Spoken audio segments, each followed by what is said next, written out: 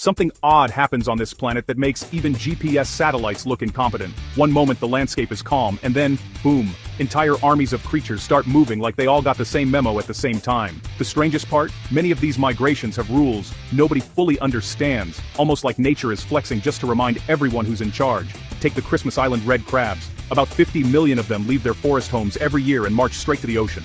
Roads get shut down, bridges are built just for them, and locals basically surrender the island for weeks.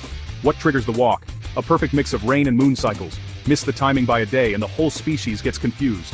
The wild part is that each crab remembers the route, without ever walking it before. No map, no pep talk, just vibes. Then there's the bar-headed goose, the quiet overachiever of the sky. This bird flies over the Himalayas, yes, right over Mount Everest, where the air is so thin that a human would faint in minutes. The goose just flaps like it's late for a family meeting. Their heartbeats slow down mid-flight so they can save oxygen.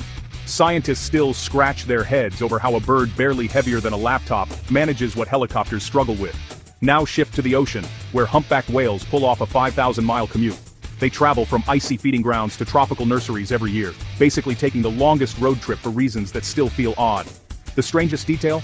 They stick to the same crooked routes with accuracy that puts phone navigation to shame. Some even take detours that add hundreds of miles, as if they prefer the scenic route for no sensible reason. Still in the water, American eels deserve a standing ovation, or maybe a moment of confusion. They begin life in the Sargasso Sea, drift across the Atlantic as transparent leaf-shaped larvae, sneak into rivers, spend decades living normal eel lives, then one day abandon everything and head back to the same patch of sea to spawn. No one has ever seen the spawning happen. The entire life cycle is documented except the climax. Nature left humans on red. On land, Mongolian gazelles pull off one of the biggest migrations on Earth, but without a fixed route. They chase storms. Wherever fresh rain falls, they rush there, sometimes covering 180 kilometers in a single day. They track rainfall patterns with senses scientists can't explain. They basically follow clouds like they're on contract with the weather. Meanwhile, globe skimmer dragonflies perform the longest insect migration ever recorded. Tiny wings, massive journey, crossing the Indian Ocean without rest.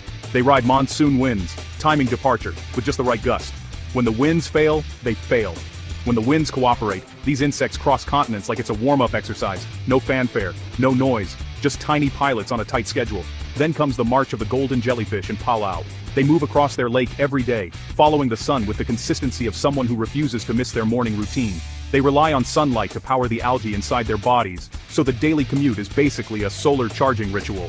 If clouds linger too long, the entire schedule collapses. Every single one of these migrations has patterns, secrets, and unanswered questions that make humans look like they're still learning how to cross the street. And hey, before zooming off, tap that subscribe button. It costs nothing, keeps the channel alive, and honestly, it makes the algorithm treat the page a little nicer.